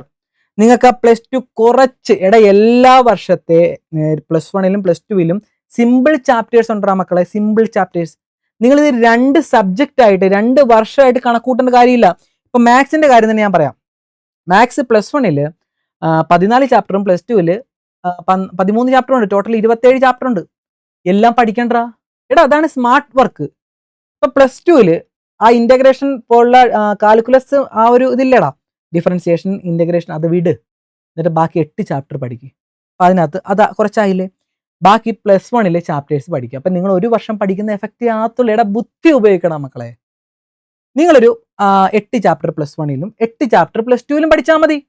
16 ചാപ്റ്ററിലേ ഉള്ളൂ. ഒരു സബ്ജക്റ്റ് ഫുള്ള് പഠിക്കുന്ന ആ ഒരു ഇതല്ലേ ആയിട്ടുള്ളൂ. ഒരു വർഷം പഠിക്കുന്ന ഒരു ഇതേ ആയിട്ടുള്ളൂ. അപ്പോൾ അങ്ങനെ ചിന്തിച്ചു കഴിഞ്ഞാൽ നിങ്ങൾക്ക് ഒരു സബ്ജക്റ്റ് പഠിച്ചാൽ ഒരു വർഷം കിടപ്പുണ്ട്. അതുകൊണ്ടാണ് ഞാൻ പറയുന്നത്, ഒരു മാസമാണെങ്കിൽ ഞാൻ പോട്ടെ എന്ന് വെക്കാം. ഒരു വർഷം, അതായത് 7-8 മാസം ഇനിയും നിങ്ങളുടെ മുന്നിൽ കിടപ്പുണ്ട്. ഒരു വർഷം മൊത്തമായിട്ടില്ല, 8-9 മാസമെങ്കിലും നിങ്ങളുടെ മുന്നിൽ കിടപ്പുണ്ട് മക്കളെ. ബുദ്ധിപൂർവ്വം ചിന്തിക്കടാ. ഇവിടെ എന്തുകൊണ്ടാണ് ഇത് റിസ്ക് എന്ന് പറയുന്നത്? ഇത് ഇങ്ങനെ സംഭവിച്ച കുട്ടികളുണ്ടടാ. ഇവിടെ അവരെങ്കിലും ഒന്ന് പറ, അവർക്ക് തോന്നുന്നുണ്ട് ഇനി 2 എണ്ണം കൂടെ എഴുതാം. ഇങ്ങനെയുള്ള കുട്ടി, ഇതേ ഇപ്പൊ ഒരു കുട്ടിയുടെ കാര്യം പറയാൻ ഞാൻ, അവൻ 25 കിട്ടി. ഇനി അവൻ എന്ത് ചെയ്യുന്നു വെച്ചാൽ ഒരു വർഷം അവന് വീണ്ടും പോയി 35 മാർക്കല്ലേ ആയുള്ളൂ. അവൻ ഇനി എഴുതാൻ പോണെന്ന് വെച്ചാൽ ദേ ഇനി ഈ 25 അവിടെ നിൽക്കും. ഇനി അവൻ പ്ലസ് ടു വീണ്ടും അടുത്ത വർഷം പഠിക്കും. അടുത്ത വർഷം പഠിച്ചിട്ട് വീണ്ടും പഠിച്ച് കഷ്ടപ്പെട്ടുമ്പോൾ ചിലപ്പോൾ ഒരു 20 അല്ലെങ്കിൽ 16 അല്ലെങ്കിൽ 12 മാർക്ക് കിട്ടിക്കഴിഞ്ഞാൽ അവൻ ജയിക്കും. പക്ഷെ ആ നിങ്ങളുടെ ഒരു വർഷം വീണ്ടും നഷ്ടപ്പെടാൻ ചാൻസ് ഉണ്ട്. അതാണ് നമ്മുടെ റിസ്ക് ആണ്. നിങ്ങൾ സമയമെടുത്ത് 2 വർഷവും പഠിക്കുന്നതാണ് ബെറ്റർ. അത് മൊത്തം പഠിക്കണമെന്നില്ല. നിങ്ങളിപ്പോൾ വേറെ എന്തെങ്കിലും കോഴ്സ് ചെയ്തുകൊണ്ട് നിങ്ങൾക്ക് പഠിക്കാം. എടാ ഒരു മാസം എടുത്താണ് നിങ്ങളിപ്പോൾ സേ എക്സാമിന് പ്രിപ്പയർ ചെയ്തത് അല്ലേ. അത് നിങ്ങൾ കുറച്ച് നാളുകൾ എടുത്ത് നിങ്ങൾക്ക് 2 സബ്ജക്റ്റ്, ഇപ്പം നിങ്ങൾ വേറെ ഏതെങ്കിലും കോഴ്സിന് പോകണമെങ്കിൽ ഒരു 4 സബ്ജക്റ്റ് 6 സബ്ജക്റ്റ് ഉണ്ടെന്ന് വെച്ചോ. 6 സബ്ജക്റ്റിനും കൂടെ 2 സബ്ജക്റ്റ് കൂടെ പഠിക്കുമ്പോൾ 8 സബ്ജക്റ്റിലേ ആയുള്ളൂ. 10ാം ക്ലാസ്സിൽ 10 സബ്ജക്റ്റ് പഠിച്ചവരല്ലേ നിങ്ങൾ. അപ്പം അങ്ങനെ ചിന്തിക്കുക. നമ്മൾ പഠിക്കുന്ന ഇത് വേറെ കോഴ്സ് എന്നല്ല, ടോട്ടൽ ഇത്രേ പഠിക്കാനുള്ളൂ എന്ന് മനസ്സിലാക്കി അതിന് വേണ്ടി പ്രിപ്പയർ ചെയ്ത് കഴിഞ്ഞാണ്ടല്ലോ മക്കളെ മാർക്ക് കിട്ടും. അല്ലെങ്കിൽ നിങ്ങൾ ഒരു വർഷം നിങ്ങൾ വീണ്ടും നഷ്ടപ്പെടും. ഞാൻ പറയുന്ന കാര്യങ്ങൾ ഒരു കോമൺ സെൻസിലെടുത്ത ഏതൊരാൾക്കും മനസ്സിലാവുന്ന കാര്യമാണ്. അപ്പം ഇങ്ങനെയുള്ള കുട്ടികൾ 15 മാർക്ക് താഴെയുള്ള കുട്ടികൾ നിർബന്ധമായിട്ടും എൻ്റെ ഒരു ഇതാണ്, അല്ലെങ്കിൽ മക്കളെ നിങ്ങൾ വീണ്ടും റിസ്ക് എടുക്കാൻ നിങ്ങൾ തയ്യാറാവണം. ഇപ്പം ഇവൻ റിസ്ക് എടുത്ത് 8 മാർക്ക് കിട്ടിയവനല്ലേ, അവൻ റിസ്ക് എടുത്ത് അത്രയും കഷ്ടപ്പെട്ട് എനിക്ക് ഉറപ്പായിട്ടും ഒരു 30 മാർക്കിന് പഠിക്കാൻ പറ്റുമെങ്കിൽ 30 മാർക്ക് മേടിക്കാൻ പറ്റുമെങ്കിൽ ഓക്കെ, സേഫാണ്. അതിൻ്റെ അകത്ത് ഒരു 3-4 മാർക്ക് പോയാലും അവന് ഒരു 26 മാർക്ക് കിട്ടിയാൽ അവന് ജയിക്കാം. 36 മാർക്ക് കിട്ടും, അവന് ഉറപ്പുണ്ടെങ്കിൽ. പക്ഷെ അത് റിസ്ക് എലമെൻ്റ് ആണ്. എത്ര കഷ്ടപ്പെട്ട് പഠിച്ചാലും അത്രയും മാർക്കിലേക്ക് എത്തുക എന്നുള്ള റിസ്ക് ആണ്. അതുകൊണ്ടാണ് രണ്ടും കൂടെ പഠിക്കാൻ ഞാൻ പറയുന്നത്. ഓക്കെ ആണല്ലോ? അതും മനസ്സിലായെന്ന് വിചാരിക്കുന്നു. അപ്പോൾ ഇതിൻ്റെ ഉത്തരം കിട്ടിയല്ലോ. ഏതെങ്കിലും ഒരു ഇയർ പഠിക്കുന്നതല്ലേ രണ്ടും കൂടെ പഠിച്ചു കഴിഞ്ഞാൽ തലയിൽ കയറുമോ? കോമൺ സെൻസ്, സ്മാർട്ട് വർക്ക് എല്ലാം കൂടെ ചിന്തിച്ച് നോക്കുക എന്ത് ചെയ്യണം എന്നുള്ളത്. അല്ലെങ്കിൽ വീണ്ടും ഒരു വർഷം കളയാൻ തയ്യാറാകുക. ഇനി ഞങ്ങൾക്ക് എപ്പോഴാണ് അടുത്ത എക്സാം എഴുതാൻ സാധിക്കുന്നത്? അതാണ് അടുത്ത ചോദ്യം. ഇംപ്രൂവ്മെന്റ് എക്സാം എന്ന് പറയുന്ന സംഭവം സെപ്റ്റംബറിൽ ഇല്ല. ചിലവർ അത് ചോദിച്ചിട്ടുണ്ട്. അതൊന്നും മാറ്റി തറിഞ്ഞില്ലട മക്കളെ. ഇംപ്രൂവ്മെന്റ് എക്സാം സെപ്റ്റംബറിൽ ഇല്ല. അടുത്ത വർഷമാണ് നിങ്ങളുടെ എക്സാം. അത് സാധാരണ +1 +2 കുട്ടികളുടെ റെഗുലർ എക്സാം ഇല്ലേടാ, റെഗുലർ. ആ റെഗുലർ എക്സാമിന്റെ ക്വസ്റ്റ്യൻ പേപ്പർ തന്നെയാണ് ഇംപ്രൂവ്മെന്റ് എക്സാമിന്റെ ക്വസ്റ്റ്യൻ പേപ്പറും. ഇപ്പൊ ഈ വർഷം തൊട്ട് മാറ്റിയതാണ്. ഇംപ്രൂവ്മെന്റും റെഗുലർ കുട്ടികളുടെയും ക്വസ്റ്റ്യൻ പേപ്പർ സെയിം, ഒറ്റ ക്വസ്റ്റ്യൻ പേപ്പറേ ഉള്ളൂ. അനാവശ്യമായ ക്വസ്റ്റ്യൻ പേപ്പർ അടിക്കേണ്ട ആ ഒരു ഇത് ലാഭിക്കാൻ വേണ്ടി, അല്ലെങ്കിൽ കുട്ടികളുടെ അക്കാഡമിക് ഇയർ പകുതി നഷ്ടപ്പെടുന്നതുകൊണ്ട്, ഇംപ്രൂവ്മെന്റ് എക്സാമിന് വേണ്ടി നഷ്ടപ്പെടുന്നതുകൊണ്ട് അത് ലാഭിക്കാൻ വേണ്ടി എടുത്ത ഒരു തീരുമാനമാണ്. മാർച്ചിലെ ക്വസ്റ്റ്യൻ പേപ്പർ +1 കുട്ടികളുടെ ക്വസ്റ്റ്യൻ പേപ്പർ തന്നെയായിരിക്കും +2 കുട്ടികളുടെ ഇംപ്രൂവ്മെന്റ്. അപ്പോൾ അത് തന്നെ നിങ്ങൾക്കും സേ കുട്ടികൾക്കും എഴുതാം. പ്രത്യേക അതിന് എക്സാം ഒന്നുമില്ല. നിങ്ങൾക്ക് ഇവരുടെ കൂടെ +1 എഴുതാം, +2 എഴുതാം. അതായത് എല്ലാവർക്കും ഒരൊറ്റ ക്വസ്റ്റ്യൻ പേപ്പർ. ഏത്? മാർച്ചിൽ നടക്കുന്ന എക്സാം നിങ്ങൾക്ക് എഴുതാം. അത് തോക്കുവാണെങ്കിൽ ജൂണിൽ നടക്കുന്ന സേ എക്സാം എഴുതാം. അപ്പോൾ നിങ്ങൾ ഏത് എക്സാം ആണ് എഴുതാൻ എപ്പോഴാണെന്ന് ഞാൻ പറഞ്ഞു. മാർച്ചിൽ നടക്കുന്ന പബ്ലിക് എക്സാം. സാധാരണ നിങ്ങളുടെ കൂട്ടുകാർ അല്ലെങ്കിൽ നിങ്ങളുടെ ജൂനിയേഴ്സിൻ്റെ കൂടെ, അവരുടെ കൂടെയാണ് ഇരുന്ന് നിങ്ങൾ എക്സാം എഴുതേണ്ടത്. ക്ലിയർ ആയല്ലോ? എക്സാം രജിസ്റ്റർ ചെയ്യേണ്ട സമയം എപ്പോൾ? ഏകദേശം ഒരു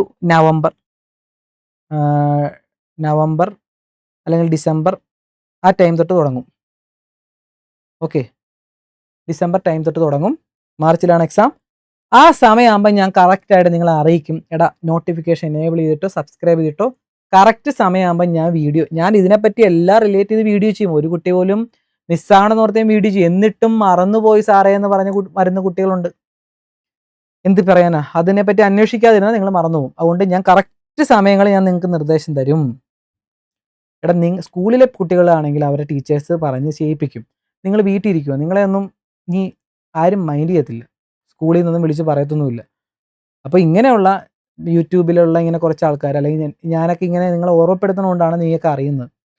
അതുകൊണ്ട് നിങ്ങളുടെ ആവശ്യമാണ്. മറ്റേത് ടീച്ചർമാർ ജയിപ്പിക്കുക, ടീച്ചർമാരുടെ ഉത്തരവാദിത്തമായിരുന്നു. ഇവിടെ നിങ്ങൾ ടീച്ചർമാരുടെ ഉത്തരവാദിത്തം കഴിഞ്ഞു, നിങ്ങളുടെ ആവശ്യമാണ്. അതിനുവേണ്ടി നിങ്ങൾ സെർച്ച് ചെയ്ത് കണ്ടുപിടിക്കുക. അപ്പോൾ അതിനുവേണ്ടി ഞാൻ തയ്യാറാണ്. അപ്പോൾ നിങ്ങൾ ഒന്ന് സബ്സ്ക്രൈബ് ചെയ്ത് വെച്ചാൽ, സബ്സ്ക്രിപ്ഷൻ കൂട്ടാനൊന്നുമല്ല, കാര്യം അറിയിക്കാൻ വേണ്ടി, അറിയാതിരിക്കരുത് കേട്ടോ. അപ്പോൾ കാര്യം മനസ്സിലായല്ലോ? അത് ഇനി മറ്റൊരു ചോദ്യമാണ്, അടുത്ത വർഷം പബ്ലിക് എക്സാം എഴുതാതെ സേ എക്സാം എഴുതാൻ സാധിക്കുമോ? അങ്ങനെയൊക്കെ കുറേ ഡൗട്ടുകൾ ചോദിക്കുന്നുണ്ട്. എന്ന് പറഞ്ഞാൽ ഞാൻ പറഞ്ഞ പോലെ +1 +2 കുട്ടികളുടെ കൂടെ എഴുതാനൊരു മടി, ജൂനിയേഴ്സിൻ്റെ കൂടെ എഴുതാനൊരു മടി. അപ്പോൾ അങ്ങനെയാണെങ്കിൽ ഇപ്പോൾ ഒരു കുട്ടിക്ക്, ഞാനിതൊക്കെ പറയുന്നത് ഒരു എക്സ്പീരിയൻസ് വെച്ച് പറയുകയാണ്, എല്ലാ വർഷവും നടക്കുന്ന കാര്യമാണ്. മാർച്ചിലെ എക്സാം എഴുതാൻ കഴിയത്തില്ല. കാരണം ജൂനിയേഴ്സിൻ്റെ കൂടെ പോയിരുന്ന് എഴുതുമ്പോൾ ഒരു നാണക്കേട്. അതുകൊണ്ട് മാർച്ചിൽ എക്സാം രജിസ്റ്റർ ചെയ്തില്ല. അവൻ എന്ത് ചെയ്യുക വെച്ചാൽ, അത് കഴിഞ്ഞ് സേ എക്സാം രജിസ്റ്റർ ചെയ്യത്തില്ലടാ. ജൂണിൽ സേ എക്സാം രജിസ്റ്റർ ചെയ്യാൻ വേണ്ടി ചെന്നു. നടക്കത്തില്ല. കാരണം മാർച്ചിലെ എക്സാം നിനക്ക് നാണക്കേടോ എന്തോ ആയിക്കോട്ടെ, നിനക്ക് എഴുതാൻ താല്പര്യം ഇല്ലെങ്കിലും നീ രജിസ്ട്രേഷൻ ചെയ്തിടണം. രജിസ്റ്റർ ചെയ്തെങ്കിൽ മാത്രമേ മാർച്ചിലെ എക്സാം 2026 എക്സാം എഴുതണമെങ്കിൽ ആ വർഷത്തെ മാർച്ചിലെ എക്സാം രജിസ്റ്റർ ചെയ്തെങ്കിൽ മാത്രമേ ജൂണിലെ എക്സാം രജിസ്റ്റർ ചെയ്യാൻ പറ്റത്തുള്ളൂ. ജൂണിലെ സേ എക്സാം രജിസ്റ്റർ ചെയ്യാൻ പറ്റത്തുള്ളൂ. ഇപ്പോഴേ മനസ്സിലായിക്കോ. ഇത് രജിസ്റ്റർ ചെയ്യാതെ നേരെ സേ എക്സാം, നിങ്ങൾക്ക് 2 എക്സാമും ഞാൻ പറഞ്ഞു, മാർച്ചിലെ എക്സാം നിങ്ങൾക്ക് എഴുതാം. അത് നിങ്ങൾക്ക് ചാൻസ് ആണ് മക്കളെ. അപ്പോൾ അത് എഴുതണം എന്തായാലും, എല്ലാ മക്കളും അത് എഴുതണം. രജിസ്ട്രേഷൻ ചെയ്ത് അത് എഴുതിയിട്ട്, കാരണം നവംബർ ഡിസംബറിലാണ് അതിൻ്റെ പരിപാടി നടക്കുന്നത്. അപ്പോൾ അത് രജിസ്റ്റർ ചെയ്ത് നിങ്ങൾ വിട്ടുപോകും. എന്നിട്ട് നിങ്ങൾ ജൂണിലെ സേ എക്സാം ജൂൺ എന്ന് പറഞ്ഞിരിക്കുക. അപ്പോൾ ആ സമയമാകുമ്പോഴത്തേക്കും നിങ്ങളുടെ കയ്യിൽ നിന്ന് നഷ്ടപ്പെടും. കാരണം എന്താ? ഇതിന് രജിസ്റ്റർ ചെയ്യാത്ത കുട്ടികൾക്ക് ഇത് എഴുതാൻ പറ്റത്തില്ല. ഇതൊക്കെ നിയമങ്ങളാടാ, എന്ത് ചെയ്യാൻ പറ്റും? അപ്പോൾ നിങ്ങൾ എന്ത് ചെയ്യണം? മാർച്ചിൽ എക്സാമിന് വേണ്ടി രജിസ്റ്റർ ചെയ്യണം നിർബന്ധമായിട്ട്. കാരണം ആ വർഷം രജിസ്റ്റർ ചെയ്ത കുട്ടികൾക്ക് വേണ്ടി നടത്തുന്ന എക്സാമാണ് സേ എക്സാം. അത് ഈ ഒരു വർഷം കളഞ്ഞിരിക്കുന്ന കുട്ടികൾക്ക് വേണ്ടിയിട്ടുള്ളതല്ല. അപ്പോൾ അങ്ങനെയുള്ള കുട്ടികൾക്ക് എഴുതണമെങ്കിൽ എന്ത് ചെയ്യണം? മാർച്ചിലെ എക്സാം നിങ്ങൾ അറ്റൻഡ് ചെയ്യണം, അല്ലെങ്കിൽ മാർച്ചിലെ എക്സാം നിങ്ങൾ രജിസ്റ്റർ ചെയ്യണം. എഴുതിയില്ലെങ്കിലും കുഴപ്പമില്ല. രജിസ്റ്റർ ചെയ്തിടണം.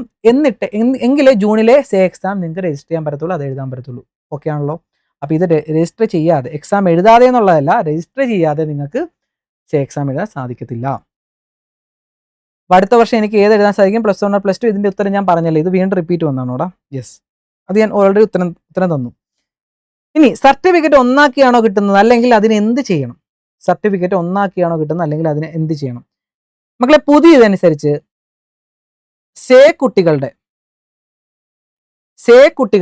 സർട്ടിഫിക്കറ്റ് ഒന്നാക്കിയാണ് ലഭിക്കുന്നത്. ഫിസിക്സിനും കെമിസ്ട്രിക്കും മാത്സിനും ഒക്കെ സേ എക്സാം എഴുതുന്നവർക്ക് പുതിയ സർട്ടിഫിക്കറ്റ് വരുമ്പോൾ എല്ലാം കൂടെ ഒരുമിച്ച് കമ്പൈൻഡ് ആക്കി വരും എന്നാണ് കിട്ടിയ ഇൻഫർമേഷൻ. അപ്പോൾ നിങ്ങളുടെ റിസൾട്ട് വരുമ്പോഴത്തേക്കും നിങ്ങളുടെ ഇതിലിടാൻ സർട്ടിഫിക്കറ്റ് ഒറ്റയായിട്ടായിരിക്കും വരുന്നത്, എല്ലാം കൂടെ ഒരുമിച്ചായിരിക്കും വരുന്നത്.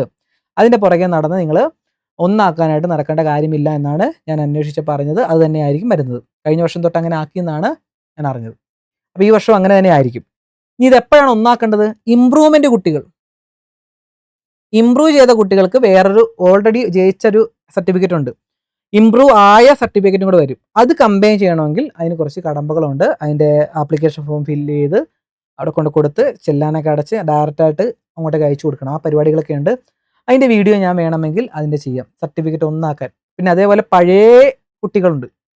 ഇതിപ്പം അങ്ങനെ ഒന്നാക്കി കിട്ടുന്ന ആക്കിയിട്ട് കുറച്ച് വർഷം, എനിക്ക് തോന്നുന്നു കഴിഞ്ഞ വർഷമോ അതിന് മുമ്പത്തെ വർഷം കൊണ്ട് ആക്കിയെന്ന് തോന്നുന്നു. അപ്പോൾ കഴിഞ്ഞ വർഷമാണെന്ന് തോന്നുന്നു എനിക്ക് ഇങ്ങനെ ആക്കിയെന്ന് തോന്നുന്നു, ഒരുമിച്ച് കിട്ടും സർട്ടിഫിക്കറ്റ്. അപ്പോൾ അതിന് മുമ്പത്തെ കുട്ടികളുടെയൊക്കെ ഈ സെപ്പറേറ്റാണ്. കെമിസ്ട്രി ഫിസിക്സ് ഒക്കെ പയ്യെ ഇങ്ങനെ സെപ്പറേറ്റ് ആണ് വരുന്നത്. ഇനി സെപ്പറേറ്റ് ആണ് നിങ്ങൾക്ക് കിട്ടുന്നതെങ്കിൽ അത് ഒന്നാക്കാനായിട്ട് ഒരു വഴിയുണ്ട്. അത് ഞാൻ വേണമെങ്കിൽ അടുത്തൊരു വീഡിയോ ആയിട്ട് ചെയ്യാം. ഓക്കെ, അപ്പോൾ അതിന് നിങ്ങൾ ഒന്നാക്കാനായിട്ട് ഫോം ഫില്ല് ചെയ്ത് അതിൻ്റെ ഫീസ് ഉണ്ട്, അത് അടച്ച് ഡയറക്റ്റ് ആയിട്ട് നിങ്ങൾ പോസ്റ്റ് ഓഫീസ് വഴി അയക്കണം. അപ്പോൾ അത് ഒരുമിച്ച് നിങ്ങൾക്ക് നിങ്ങളുടെ വീട്ടിലേക്ക് അയച്ചു തരും കേട്ടോ. അതിൻ്റെ പരിപാടികളുണ്ട്, അതിൻ്റെ വീഡിയോ ഞാൻ ചെയ്യാം. അത് ആവശ്യമുള്ളവരുണ്ടെങ്കിൽ അതിൻ്റെ വീഡിയോ ചെയ്യാം. ഓക്കെ, അല്ലാതെ സേ കുട്ടികൾക്ക് ഒരുമിച്ച് കിട്ടത്തുള്ളൂ എന്നാണ് അറിയാൻ കഴിഞ്ഞത് കേട്ടോ മക്കളെ. ഇനി അടുത്ത വർഷത്തെ എക്സാമിന് എങ്ങനെയാണ് പ്രിപ്പയർ ചെയ്യേണ്ടത്? ഇതാണ് അടുത്തൊരു ഡൗട്ട്. ഇതും കൂടെ കഴിയുമ്പോഴത്തേക്ക് നിങ്ങളുടെ എല്ലാ ഡൗട്ടുകളും ക്ലിയർ ആവും. ഇത്രയും ഡൗട്ടുകളാണ് ഞാൻ നോക്കിയപ്പോൾ ഉണ്ടായിരുന്നത്. അടുത്ത വർഷത്തെ എക്സാമിന് എങ്ങനെയാണ് പ്രിപ്പയർ ചെയ്യേണ്ടതെന്ന് ചോദിച്ചു. നിങ്ങൾ ചെയ്യേണ്ടത് മക്കളെ, ഇപ്പോൾ ഇന്ന് ജൂലൈ ആണ്, ഈ മാസം ഓഗസ്റ്റ് തൊട്ടെങ്കിലും പഠിക്കാൻ തുടങ്ങുവാണെങ്കിൽ, ഇപ്പം ഞാൻ പറയണേക്കെ എൻ്റെ ബാച്ചിലെ കാര്യങ്ങൾ ഞാൻ താഴത്ത് കൊടുത്തിട്ടുണ്ട്, മാത്സിൻ്റെ ബാച്ച്. അതിനകത്ത് ഞാൻ കറക്റ്റായിട്ട് കുട്ടികളെ ഇങ്ങനെയാണ് കൊണ്ടുപോകും. മാത്സ് നിങ്ങൾ, ഇത് ഞാനൊരു ഇതായിട്ട് പറയുന്നതല്ല, വേറെ ഏത് ബാച്ച് വേണമെങ്കിൽ ചേർന്ന്, പക്ഷേ ഞാൻ ഇതിനു വേണ്ടി തന്നെ ഇറങ്ങി തിരിച്ചിരിക്കുന്നവരാണ്. മാത്സ് ഇഷ്ടമല്ലാത്ത കുട്ടികളെ പോലും എടുത്തും ഉറപ്പുള്ള കാര്യമാണ്. അതിനുവേണ്ടി ആ ലെവലിലേക്ക് ഇറങ്ങി ചെന്ന് ഒന്നും അറിയാൻ വയ്യെങ്കിൽ അവരെ പഠിപ്പിച്ച് കറക്റ്റായിട്ട്, എടാ നീ പഠിക്കണുണ്ടോ, ഇടയ്ക്കിടയ്ക്ക് മെസ്സേജ് കേൾക്കും ഞാൻ, എടാ ഇത് പഠിച്ചോ അത് പഠിച്ചോ, ഇതെല്ലാം ഞാൻ കറക്റ്റ് പാത്തിലൂടെ കൊണ്ടുപോയി എക്സാമിന് മുമ്പ് എക്സാമും ഇട്ട് സെറ്റാക്കി ഒരു കോൺഫിഡൻസോട് കൂടിയാണ് ഞാൻ എക്സാം ഹോളിലേക്ക് കയറ്റുന്നത്. എൻ്റെ ബാച്ചിൽ പഠിച്ച എൻ്റെ മക്കൾക്കറിയാം ഞാൻ എങ്ങനെയാണ് നിങ്ങൾക്ക് ക്ലാസ്സുകൾ നൽകുന്നതെന്ന്. റെക്കോർഡ് ക്ലാസ്സുകളായിരിക്കും നമുക്ക് മാക്സിമം.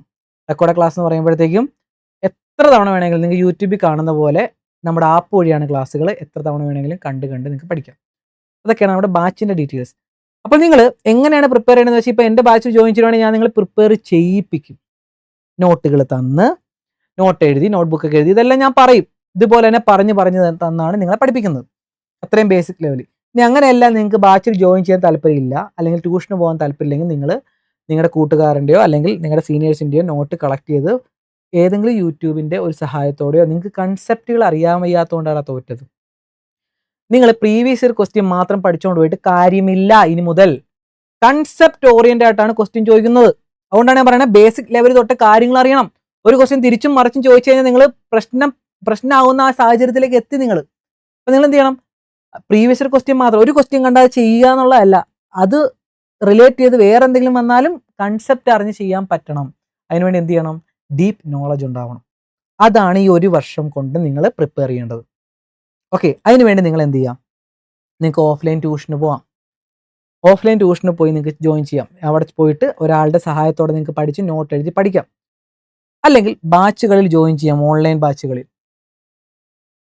ബാച്ചുകളിൽ ജോയിൻ ചെയ്താൽ നിങ്ങൾക്ക് എപ്പോൾ വേണമെങ്കിലും ഒരു ക്ലാസ് പോലും നഷ്ടപ്പെടാതെ, മഴയായാലും എന്തായാലും വീട്ടിലിരുന്ന് ഇൻ്റർനെറ്റിൻ്റെ സഹായം മാത്രം മതി, സഹായത്തോടെ ഇരുന്ന് നിങ്ങൾക്ക് എപ്പോൾ വേണമെങ്കിലും പഠിക്കാം, നോട്ടുകൾ എഴുതാം. ഇത് ഞാൻ പറയണേക്ക്, ഇത് ഇപ്പോൾ ഓൺലൈൻ, ഇപ്പം ചില പേരൻസ് പറയുന്ന സാറേ അവന് ഓഫ്ലൈൻ ക്ലാസ്സിൽ പോയാലേ പഠിക്കത്തുള്ളൂ, അല്ലെങ്കിൽ അവനെ ഡയറക്റ്റായിട്ട് ഒറ്റയ്ക്കൊറ്റയ്ക്ക് ഇരുത്തി പഠിച്ചാലേ പഠിക്കത്തുള്ളൂ. അതൊക്കെ ഈ റെഗുലർ ആയിട്ട് പോകുന്ന സമയത്താണെങ്കിൽ ഓക്കെ. ഇപ്പോഴും അങ്ങനെയാണ് പറഞ്ഞുകൊണ്ടിരിക്കണമെങ്കിൽ നീയൊക്കെ പഠിക്കാതിരിക്കണം നല്ലത്. കാരണം അങ്ങനത്തേക്ക് ഉള്ളവരാണെങ്കിൽ തോക്കുക തന്നെയാണ് നല്ലത്. ഇത് നമ്മുടെ ആവശ്യമാണ്. കാരണം ഞാൻ ഉഴപ്പിയ കൊണ്ടാണ്, ഞാൻ ശ്രദ്ധിക്കാത്തതുകൊണ്ടാണ് നമ്മൾ തോറ്റത്, ഓക്കെ. പക്ഷെ ഇനിയും ഉഴപ്പാനാണ് തയ്യാറെങ്കിൽ പോട്ടെ. അല്ലെങ്കിൽ ഇത് മനസ്സിലാക്കുക, എന്താണ് ഇത് എൻ്റെ ആവശ്യമാണ്, ഞാൻ കാരണം എൻ്റെ അച്ഛനും അമ്മയും ബുദ്ധിമുട്ടുന്നു, ഞാനാണ് ജോലിയൊക്കെ സമ്പാദിച്ച് ഇനി വീട്ടിലെ കാര്യങ്ങളൊക്കെ നോക്കണ്ട, അച്ഛനും അമ്മയ്ക്കും പ്രായമായിട്ടൊക്കെ വരുവാണ്. അപ്പൊ ഇനി ആ സ്കൂൾ ലൈഫ് അത് കഴിഞ്ഞു, ഞാൻ ഉഴപ്പിക്കളഞ്ഞു, ഇനി എൻ്റെ ആവശ്യമാണ്. അപ്പോൾ എൻ്റെ ആവശ്യമാണെങ്കിൽ ഞാൻ അത് തെരഞ്ഞു പിടിച്ച് ഞാൻ പഠിച്ച് ജയിക്കണം എന്ന ഒരു ചിന്തയോട് കൂടി ഇരിക്കണവന് മാത്രമേ ജയിക്കാൻ പറ്റത്തുള്ളൂ. അല്ലാതെ അച്ഛനും അമ്മയും നിർബന്ധിച്ച് ഒരു സ്ഥലത്ത് കൊണ്ട് ട്യൂഷൻ ആക്കുന്നു. ഞാൻ കണ്ടിട്ടുള്ളതാണ്, ഒരു സ്ഥലത്ത് ഓഫ്ലൈൻ ട്യൂഷൻ, ഒരു സ്ഥലത്ത് ഓൺലൈൻ ട്യൂഷൻ, പിന്നെ വീട്ടിൽ സെപ്പറേറ്റ് വീട്ടിൽ വന്ന് പഠിപ്പിക്കുന്നു. എന്നിട്ടും പഠിക്കാൻ കഴിയത്തില്ല, ഇവന് പഠിക്കാനേ കഴിയത്തില്ല, അല്ല ഇവർക്ക് പഠിക്കാനേ കഴിയത്തില്ല. ഇങ്ങനെ അമ്മയും അച്ഛനും ഇങ്ങനെ നിർബന്ധിച്ച് അവരുടെ ആവശ്യമാണല്ലോ. അവർക്ക് എന്താണ് ആവശ്യം? അവർക്ക് നിങ്ങളെ അവർക്ക് ആഗ്രഹമാണ് നിങ്ങൾ നല്ല നില എത്തണം എന്നുള്ളത്, അത് മാത്രമുള്ള ആഗ്രഹം. അല്ലാതെ നിങ്ങളെ കൊണ്ട് പഠിപ്പിച്ച് ജോലി മേടിപ്പിച്ചിട്ട് വീട്ടിലിരിക്കണമെന്നല്ല ഉള്ളതല്ല അവരുടെ ആഗ്രഹം. നല്ലൊരു ജോലി മേടിച്ചാൽ നിങ്ങൾക്ക് കൊള്ളാം, നിങ്ങളുടെ ലൈഫ് സെറ്റിലാക്കാം. മനസ്സിലായോ? അപ്പൊ അതിനുവേണ്ടി നിങ്ങളുടെ ആവശ്യമാണെന്ന് അറിഞ്ഞ് നിങ്ങൾക്ക് എവിടെ വേണമെങ്കിലും പഠിക്കാം. ഇഷ്ടം പോലെ റിസോഴ്സുകളുണ്ട്. ട്യൂഷൻ പോയി പഠിക്കാം, ഒരു ട്യൂഷനും ഇല്ലാതെ സ്വന്തമായിട്ട് നിങ്ങൾക്ക് യൂട്യൂബിൽ, ഇപ്പം നിങ്ങൾ ഒരു വാർത്ത കണ്ടു കാണും, യൂട്യൂബിന്റെ സഹായത്തോടെ IIT-യിൽ കയറിയവൻ. വേറെ ഒരു കോച്ചിങ് സെന്ററില്ല, യൂട്യൂബിൽ നിന്ന് ഡേറ്റകൾ കളക്ട് ചെയ്ത് മനസ്സിലാകാത്ത ക്ലാസ്സുകൾ കണ്ട് പഠിച്ച് ആ ലെവലിലെത്തി. മനസ്സിലായടാ? അപ്പം നമുക്ക് ഏത് വേണമെങ്കിലും, ഇപ്പൊ യൂട്യൂബിലെ ആവശ്യമില്ലാത്ത വീഡിയോകൾ കണ്ട് നമുക്ക് വേണമെങ്കിൽ ആ രീതിയിൽ പോവാം, ആവശ്യമുള്ള തിരഞ്ഞെടുത്ത് നമുക്ക് നല്ല രീതിയിൽ പോവാം. ഇതൊക്കെ ഓരോരുത്തരുടെ ചോയ്സ് ആണ് മക്കളെ. അപ്പൊ പഠിക്കാനുള്ള സാഹചര്യം മൊത്തം നിങ്ങളുടെ പേരൻസ് നിങ്ങൾക്ക് ഒരുക്കി തരും. പഠിക്കുക എന്നുള്ളത് നിങ്ങളുടെ ഇതാണ്. അതിനുവേണ്ടി നിങ്ങൾക്ക് എങ്ങനെ വേണമെങ്കിലും പഠിക്കാം, പക്ഷെ ഒരു സഹായം നിങ്ങൾ എവിടെ നിന്നെങ്കിലും സ്വീകരിക്കുക. സോഷ്യൽ മീഡിയ, യൂട്യൂബിൽ നിന്നോ, അല്ലെങ്കിൽ വേറൊരു ടീച്ചറിൻ്റെ ഒക്കെ നിന്നോ, അല്ലെങ്കിൽ ഒരു ട്യൂഷൻ ക്ലാസ് അല്ലെങ്കിൽ ബാച്ചിൽ നിന്നോ, എങ്ങനെയാണെങ്കിലും. ഇപ്പം എൻ്റെ ബാച്ചിൽ ജോയിൻ ചെയ്യണമെന്ന് ഞാൻ പറയാം, നിങ്ങളൊക്കെ ജയിച്ച് നന്നായി കാണണോടാ. അത് ഞാൻ പറയുന്നത് നിങ്ങളുടെ ആവശ്യമാണ്. ഓരോരോ അച്ഛനമ്മമാർ കരഞ്ഞുകൊണ്ടാണ് ഓരോ ദിവസവും നിങ്ങൾക്ക് വേണ്ടി ഞാൻ പറയുന്നത്.